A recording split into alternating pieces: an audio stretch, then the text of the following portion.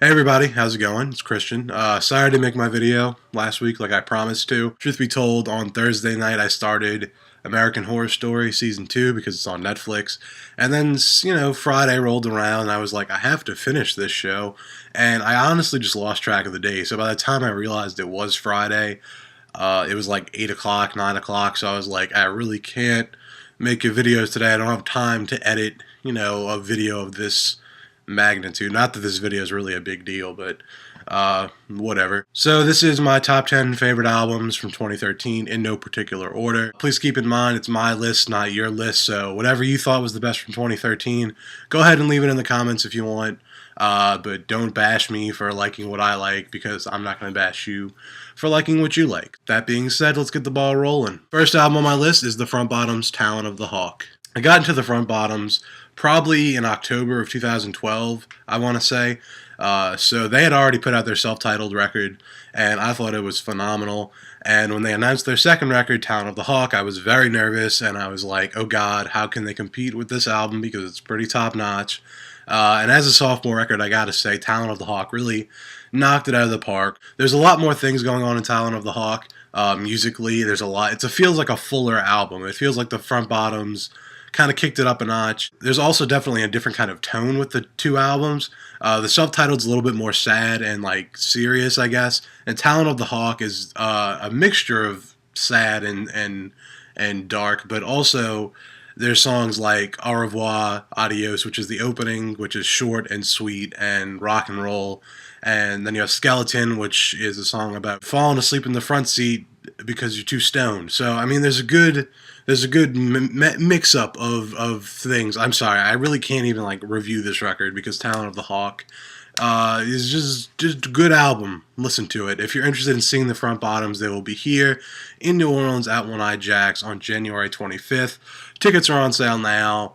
They're also playing with You Blew It and another band I will talk about in a little bit. Second album on my list is The Wonder Years' Greatest Generation. The Wonder Years are one of my favorite bands. In my honest opinion, the best band in the pop-punk scene these days. They announced it as the wrap-up to the trilogy of records about growing up, which would be The Upside, Suburbia, and The Greatest Generation being the final one. I found The Wonder Years my first semester of college around wintertime, and I found them through Suburbia.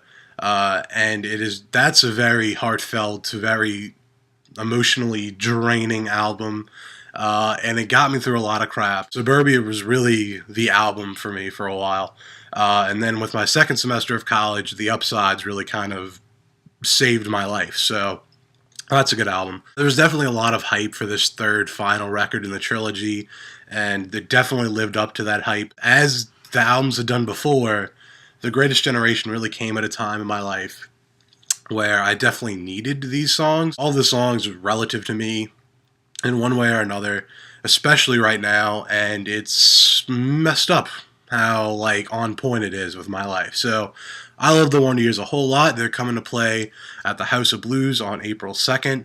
Tickets are on sale for that. I have VIP tickets, so if you want to be cool and hang out with me and the Wonder Years in VIP, that's a thing you can do. Tickets are a little bit spent because it is the House of Blues, but I will tell you now, it's absolutely worth it. They are playing with Citizen, Defeater, The Real Friends, and Modern Baseball, so it's going to be the most pop-punk show of the year in New Orleans, so definitely come down to that show if you're interested. The third album on my list is the Arctic Monkeys' AM. Now, I'll be upfront with you, I don't have a lot to say about the Arctic Monkeys because I just started listening to them after that album came out. I actually just downloaded all of Arctic Monkeys' albums last night, so I'm starting to work my way through them. It's like 4 or 5 albums, so give me time. AM, there was a description of it on Tumblr that was like a leather jacket bound sex album or something, and I'm pretty sure that's the only way I can describe this album. It's a very sexy album. Every song is really good. There's some winners on here. Whoops, everything's backwards, but oh, haha, it's not backwards, it's upside down. Wow. I'm not even going through these songs. Listen to this record. It's good. It's really good, and you just look at these guys. These guys are cool. Yeah. Fourth album on my list is A Great Big Pile of Leaves, You're Always on My Mind. I found this record through Tumblr, much like the Arctic Monkeys, and I fell in love with this record immediately. A Great Big Pile of Leaves is a band that I didn't know anything about. They have some previous releases, but I never really got into them, and I still haven't. I've got to do that, but I'll get around to it. But You're Always on My Mind is one of my favorite albums from 2013 for the mere reason that every song on the album is distinguishable. There are no two songs that sound exactly the same. Every one has their own like vibe to it. Found it at the right time, I guess, is the good thing about 2013. I found a lot of these albums like right at times where I was like, yeah, music. So definitely check them out. A Great Big Pile of Leaves is coming to Baton Rouge at the Spanish Moon with Into It Over It and The World is a Beautiful Place and I'm No Longer Afraid to Die. I don't know the date on that. I'll leave the date somewhere on the screen. I forgot.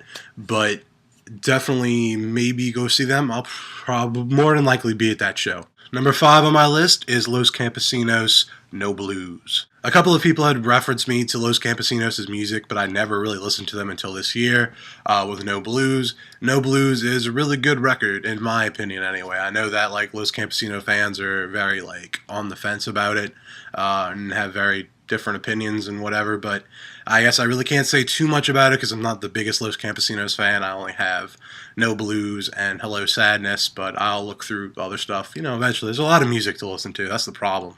That's the problem with all these bands I like. Too much music. But not really.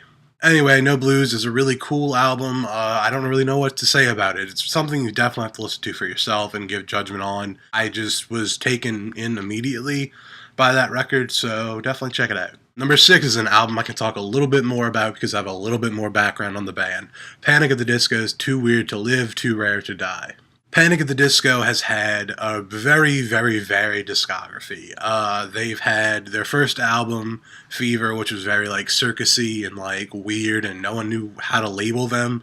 Then Pretty Odd came along and it was this weird like Beatlesy 60s rock and roll kind of album.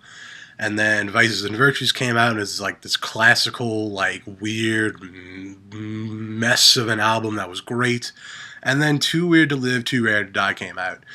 Very hyped album because Panic at the Disco was coming back with a new album. Brendan Urie, I hear from internet sources and whatnot, took a lot of initiative in recording this album. It's very electronic. There's a lot of electronic influences in it. A lot of people don't want it. Aren't having anything to do with it, which I can totally understand. Too Weird to Live, Too Rare to Die is a strange album, but it's Panic at the Disco. You really have to take it for what it is and not what you want it to be, which I feel is with a lot of music is what you have to do. But especially with this one, it's different, it's new, and I feel it's what they had to do to stay relevant. Speaking of staying relevant, number 8 is Fall Out Boy's Save Rock and Roll. Now, Fall Out Boy has had an extremely awesome pop-punk library so far. Evening Out With Your Girlfriend is one of the best like garage pop-punk records I've ever heard. Take This to Your Grave, my favorite Fall Out Boy album. From Under the Cork Tree, Infinity on High, Folie à Deux. They've had a lot of stuff. Nobody really liked Folie à Deux until they left, and people were like, hold on, man. This album's good, or at least that was my case. So in the waiting process of Fall Out Boy going on hiatus for like a couple of years, it sucked. I got a lot more into Fall Out Boy because they were gone, I feel. Fall Out Boy was starting to fall off my radar, and I didn't listen to them as much, but once they were gone, I'm like, Fall Out Boy were really something. So when they announced their comeback in, I think, February of 2013, I was ecstatic. They released My Songs Know What You Did in the Dark. The song, the video, announced the album, Save Rock and Roll. Played a comeback show, like a secret show, not really a secret show though, because it was announced in Chicago, their hometown, which sold out in like 20 minutes, and announced their Save Rock and Roll North American tour. Pretty impressive stuff. So there was a lot of hype to Fall Out Boy coming back. Was that hype lived up? It's for you to decide, I suppose. Much like with Panic at the Disco, they came back and people wanted to know what was going to happen because Fall Out Boy had been gone for a couple of years and like where could they go from Folie à Deux? Save Rock and Roll is a pop album. at best. It's hard to say that it's a pop punk record because it's really not. There's a lot of different songs on there, and a lot of people gave it shit for not being From Under the Cork Street Part 2. But with a lot of really good records like that, you can't expect them to rehash that same sound and make it again.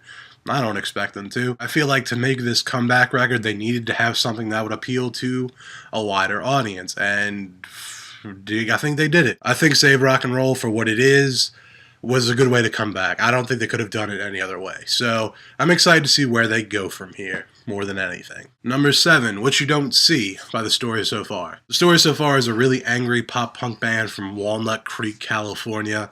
And I don't really have a lot to say about this album. In contrast with their previous release, Under Soil and Dirt, What You Don't See, I feel, is a more grown-up Story So Far. Still prefer Under Soil and Dirt. But that's just me. Only problem I feel with this one is there's a lot of songs that sound alike, which is kind of what The Story So Far is. It's a lot of like angry pop punk chords, but you know, whatever. It's still a good record, still very solid, and I really want to see The Story So Far live because their crowds go hard. Number 9 on my list is Random Access Memories by Daft Punk. Random Access Memories is the first Daft Punk album we've had since... I don't remember what the last year was that we had a Daft Punk record. I'm not counting the Tron soundtrack. That doesn't count as a Daft Punk album. It's been a while.